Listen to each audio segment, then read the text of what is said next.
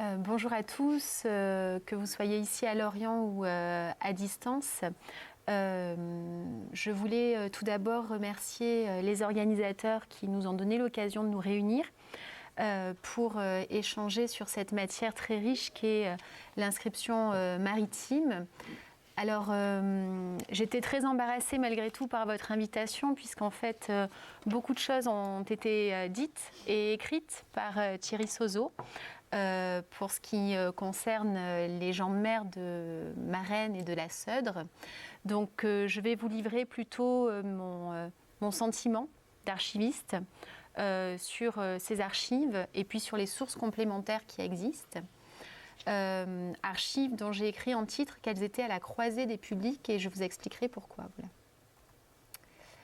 Alors je reviens très brièvement sur l'historique de l'arsenal de Rochefort, arsenal modèle de Louis XIV. Il est fondé en 1666 et donc en fait il prend la tête d'un arrondissement qui est extrêmement étendu et sur lequel vont s'organiser des levées. Alors j'ai rappelé quelques-unes des dates marquantes pour les débuts du système des classes et devenu inscription maritime à la Révolution. Je voudrais souligner combien c'est corrélé avec la création à Rochefort d'institutions, l'hôpital Charente par exemple, puisque c'est là une compensation offerte aux marins. Je voudrais souligner aussi que la fonction archive à Rochefort s'est organisée dès la création de l'arsenal, même si les archives n'ont rejoint la bibliothèque du port de Rochefort qu'à la fin du XIXe siècle, et c'est véritablement avec la fin du XIXe siècle que va s'organiser la centralisation des archives de l'arsenal tout d'abord, et puis de son arrondissement maritime par la suite. Alors excusez-moi, je marque une pause parce que les personnes patientes en salle d'attente. Ah, merci. Voilà. Donc à Rochefort, les archives sont organisées comme dans les autres ports, suivant un cadre de classement qui a été conçu en 1920. Donc il est peu ou prou identique d'un port à un autre. La particularité à Rochefort, c'est la fermeture de l'arsenal qui intervient très tôt, 1927, ce qui avait valu à l'arsenal sa création. Les mêmes motifs vont jouer dans sa fermeture puisqu'il est beaucoup trop envasé, beaucoup trop éloigné de sa rade pour offrir un abri commode aux navires de guerre cuirassés en particulier. Voilà. Donc avec la fermeture de l'arsenal de Rochefort en 1927, c'est tout un pan de l'économie rochefortaise qui s'effondre et à la suite de la direction des constructions navales, il y a de nombreux services et unités de la Marine nationale qui vont fermer, occasionnant bien sûr des versements d'archives considérables. Et donc l'histoire des archives de Rochefort, c'est l'histoire aussi du départ de la marine de ce grand quart sud-ouest. Et donc ça a des conséquences sur l'organisation des fonds chez nous. Alors, je vous affiche là une petite carte qui fait apparaître la zone donc de la Seudre et de Marennes. On aura l'occasion d'y revenir. Les particularités, en effet, de nos fonds, c'est d'être tout d'abord anciens. On a une belle continuité chronologique. On a des fonds qui couvrent une portion de littoral qui est très importante. Des fonds qui n'ont pas connu de dommages de guerre ou vraiment à la marge, même si les collections ont pu être déplacées. Des fonds qui s'interrompent pour une partie d'entre eux en 1927, puisque avec la fermeture de la direction des constructions navales, Rochefort cesse aussi d'être port comptable et donc ne reçoit plus de rôle d'équipage.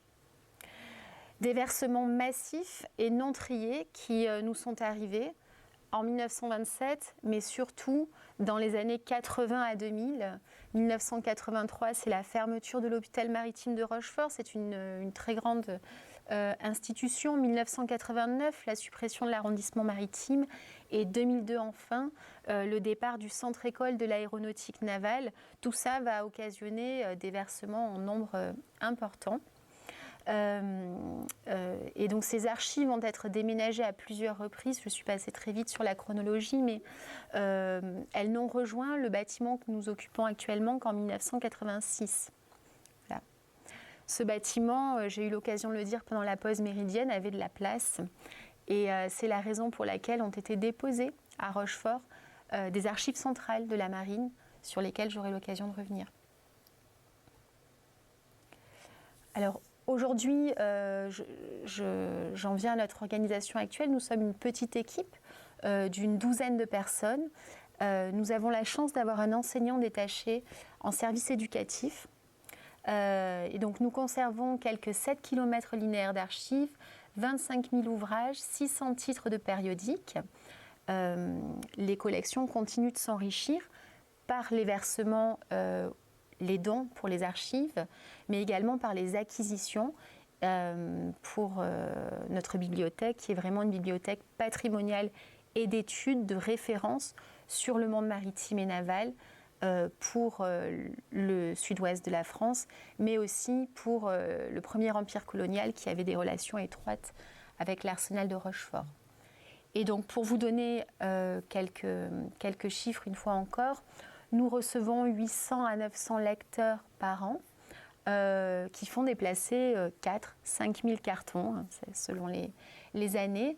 Nous traitons aux alentours de 350, aujourd'hui on tend plutôt vers 400 demandes d'orientation par correspondance.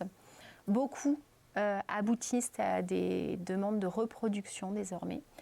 Et enfin, nous recevons à peu près 2000 visiteurs dans le cadre de notre action culturelle et éducative. Voilà. Alors pourquoi vous donner ces chiffres? Parce que mon parti pris, ça a été de vous parler un petit peu des usages de ces archives de l'inscription maritime, puisque au-delà de la dimension de recherche scientifique et d'enseignement, qui est importante, elle l'est pour l'histoire locale bien sûr, elle l'est aussi pour l'histoire nationale, puisque un certain nombre d'inscrits maritimes, passés ou pas à la postérité d'ailleurs, ont eu un rôle important. Je vais vous donner l'exemple de l'équipage du plongeur. À Rochefort, on a expérimenté le premier prototype de sous-marin. Eh bien, l'équipage sera commandé par un héros de la guerre de Crimée, mais composé de malheureux inscrits maritimes sommés de s'embarquer sur ce navire pour le moins précaire. Voilà. Donc, bien sûr, les archives de l'inscription maritime servent à la recherche scientifique et à l'enseignement, mais elles servent aussi, encore aujourd'hui, à la justification des droits. Donc là, je parle plutôt des versements récents réalisés par l'ENIM, mais aussi des dossiers de pension qui font le pendant des matricules des inscrits. L'inscription maritime est une source véritablement de premier plan pour l'histoire des familles et la généalogie. En nombre, c'est vraiment ce qui arrive en tête, et je pense que mes confrères des autres ports ne me démentiront pas, avec une tendance désormais de nos usagers à demander des numérisations. Et j'indique d'emblée qu'à Rochefort, ces numérisations unitaires qui portent sur une case matriculaire, elles ne sont pas conservées, pas stockées. Et c'est un point sur lequel on pourra revenir en discussion si vous le souhaitez. Et puis, les archives de l'inscription maritime ont d'autres applications sur un territoire, par exemple, qui valorise son savoir-faire ostréicole. Il est arrivé qu'on soit sollicité sur plutôt sous un angle de valorisation économique. Voilà. Donc, c'est autant de sources qui peuvent intéresser les acteurs, les collectivités territoriales et les acteurs économiques locaux.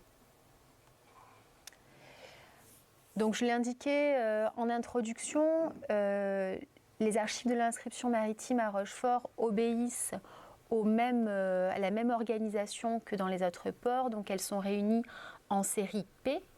Donc ça recouvre la navigation commerciale, le recrutement des équipages, avec en tête l'amirauté et puis on va dire de la correspondance générale, des dossiers généraux sur l'organisation du service des classes et puis de l'inscription maritime, et ensuite des sous-séries par quartier.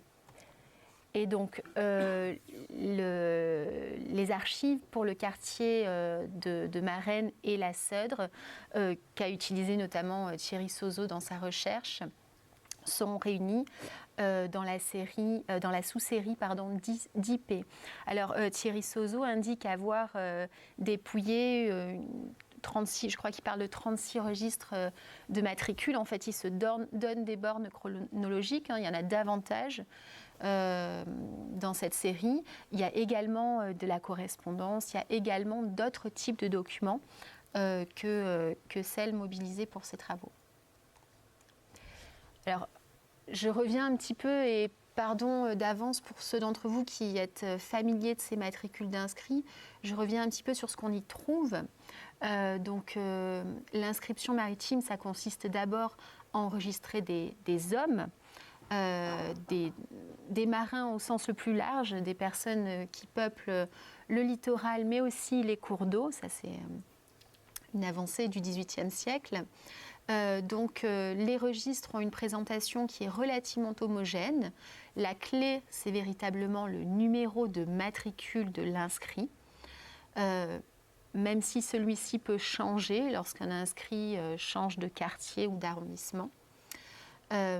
L'état civil de la personne est mentionné avec également sa parenté, son domicile, ses caractéristiques physiques plus ou moins détaillées selon les périodes, et puis les années de service et les campagnes, avec bien sûr le détail des navires, le détail des embarquements. Pourquoi ? Parce que ce document a vocation à calculer également les droits à pension de l'individu. Donc le service, par exemple, en mer, en temps de guerre, est majoré par rapport à une période de service au titre du commerce, par exemple. Sur ces registres de matricules, on va trouver également les blessures et les infirmités. Je vous entendais en parler ce matin. Mais également les faits d'armes, les récompenses ou les punitions qu'ont pu recevoir les inscrits maritimes. Voilà. Et donc tous ces documents dialoguent avec les registres de conscription qui sont conservés en série R aux archives départementales. Et donc bon nombre de nos usagers arrivent d'abord avec la référence du service militaire, de l'enregistrement au titre du service militaire. Voilà.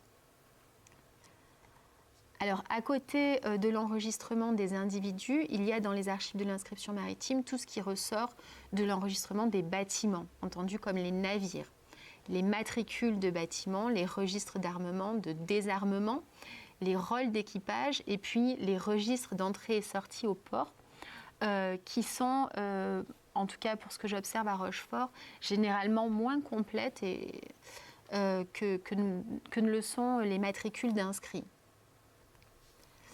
Alors moins complètes, pourquoi ? Tout d'abord parce que l'organisation administrative de l'inscription maritime a été mouvante. Alors elle a été sur le plan territorial, on a vu des syndics être réunis les uns aux autres. Voilà. L'ancienneté de ces collections qui débutent avec le XVIIe siècle justifie aussi les lacunes, ça et puis les conditions parfois difficiles de leur conservation ou les circonstances rocambolesques de leur versement au service historique justifient des lacunes. Mais c'est l'organisation documentaire en elle-même qui est complexe à appréhender, puisqu'on a une organisation par quartier ou syndic, par date d'inscription, mais la date d'inscription, c'est une chose, mais ce qui va nous intéresser comme chercheurs, ça peut être également la date de la dernière mention qui est portée au registre. Il est difficile d'indiquer a priori quelle est la date de clôture des registres, puisque les marins ont pu avoir des carrières plus ou moins longues. La notion de catégorie d'inscrits, un même marin va apparaître sous différentes catégories, comme mousse, comme novice, comme hors de service. Voilà. Et puis, pour ce qui concerne les documents sur les navires, la question du port d'attache, du port d'armement et de désarmement va bien sûr jouer. Un même individu sera à rechercher parfois dans les ensembles formés par différents quartiers maritimes. Voilà. Alors tout ça va occasionner des doublons et des faux doublons également. Donc ça a été un point sur lequel on a beaucoup travaillé pour la numérisation, que de définir quel était le meilleur exemplaire d'une matricule d'inscrit. À cela s'ajoute le fait que lorsqu'il y a des tables alphabétiques, elles ne sont pas toujours complètes. Certaines tables alphabétiques, du reste, nous ont été versées très récemment par l'ENIM, donc de manière complètement décorrélée avec le reste des registres. Et puis en termes de collecte des archives, donc depuis 2012, il y a une très belle circulaire qui est la circulaire Mer et Littoral qui règle le sort des archives produites par Feu les affaires maritimes, désormais les DDTM, et qui prévoit une partition des fonds en fonction d'une césure chronologique, on va dire 1940, et puis de typologie. Or, on voit bien que dans la pratique, les documents n'ont pas été versés selon cette logique-là. À Rochefort, on a accueilli beaucoup, en 1989, de documents qui débordent sur l'activité civile des archives maritimes. Donc ça, c'est une complexité aussi pour les chercheurs, puisqu'on ne peut pas dire de manière formelle l'armement des navires de commerce est à rechercher aux AD et l'armement des navires de guerre au SHD, ce serait vraiment trop schématique. Voilà. Et puis, comme ces archives ont été versées de manière parfois désordonnée, la présentation qui en est faite dans nos inventaires est loin d'être impeccable. Et donc ça, c'est aussi un point sur lequel il faut qu'on puisse travailler, que d'améliorer le classement et la description de ces archives, sans qu'il soit nécessaire pour autant de les recoter. Elles ont été communiquées, mais voilà, d'en faire une présentation aussi explicite que possible. Alors, je prends un exemple qui est tiré des travaux de Thierry Sozo, j'espère qu'il m'en excusera, pour illustrer mon propos. Donc, Thierry Sozo, entre autres individus, retrace l'itinéraire d'un certain Gabriel Chenin. Vous le voyez ici à l'écran apparaître en sa qualité de mousse. Les inscriptions s'arrêtent en 1776. Vous le voyez maintenant apparaître dans le registre des novices, paroisse de Saujon. Et donc, on a la suite des mentions pour la période qui va jusqu'à 1787, pardon. Et on le voit enfin apparaître chez les officiers mariniers. Donc, un même individu, dans les seules archives de l'inscription maritime, va être à rechercher dans plusieurs volumes sans qu'il n'y ait vraiment de matricule qui fasse référence.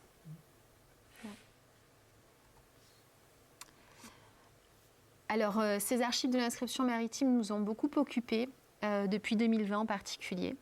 Tout d'abord, on a accueilli quelques versements en volume, ce sont des petites choses, mais quelques versements de l'ENIM qui a achevé de liquider certains ensembles de dossiers. Je pense que ce serait intéressant que d'échanger une fois prochaine avec l'ENIM justement sur leur gestion et leur appréhension de ces archives. Nous avons travaillé aussi à résorber l'arriéré de collecte et notamment à traiter les archives du quartier d'Arcachon. Mon prédécesseur a fait un gros effort de mise en ligne des inventaires. Pour imparfaits qu'ils soient, ils sont désormais disponibles sur le site internet du SHD et sur le site des Archives de France.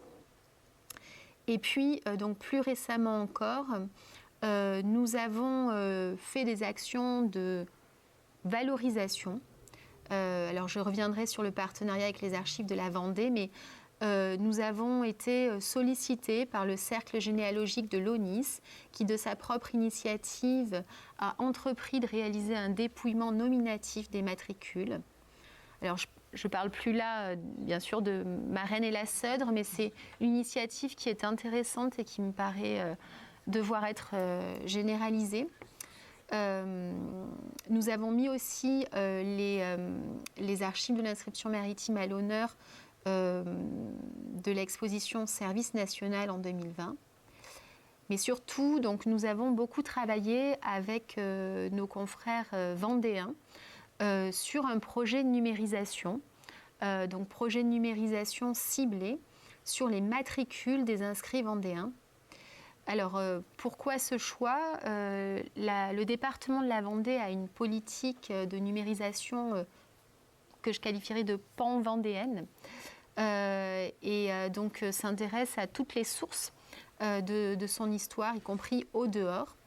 Et donc, ils ont pris à leur charge financièrement la numérisation des registres, mais il y a eu un partage des tâches qui s'est opéré, puisqu'il a d'abord fallu identifier les registres, constituer les lots de numérisation et puis les préparer matériellement, intellectuellement à la numérisation. Et donc tout ça a abouti à un produit, ou est en train d'aboutir à un produit qui est désormais en ligne. Voilà. Je vais vite parce que je vois que je suis trop bavarde.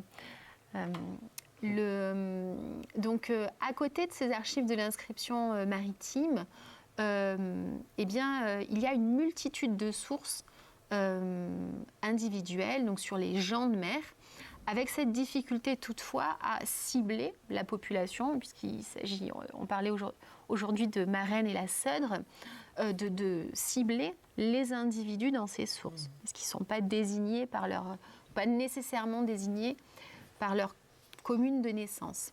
Donc on a bien sûr des journaux de bord, rôles d'équipage, matricules divers, archives de santé, par exemple des registres d'admission à l'hôpital maritime de Rochefort. On va avoir également les archives de l'Hospice des Orphelines. C'est peut-être une originalité rochefortaise, parce que ça permet d'avoir accès à une population féminine. Nous avons également pour particularité d'avoir deux très importants dépôts de dossiers de pension. Le premier provient des Archives centrales de la Marine. C'est la sous-série CC7P. Donc, ce sont des dossiers de pension, on va dire pour le 19e siècle, des marins, mais aussi leurs veuves. Et puis, à une période un peu plus récente, nous avions reçu un dépôt du service des pensions, aujourd'hui service des pensions et des risques professionnels, qui est basé à La Rochelle. Ce service manquait de place. Je parle au passé parce que désormais ils ont un grand bâtiment. Et donc ils avaient déposé à Rochefort plusieurs centaines de milliers de dossiers de pensions dites éteintes qui intéressent la France entière. Donc ça, ce sont deux gisements qui sont importants, mais qui sont d'une exploitation relativement malaisée aujourd'hui, puisqu'il n'en existe pas d'inventaire détaillé. Voilà.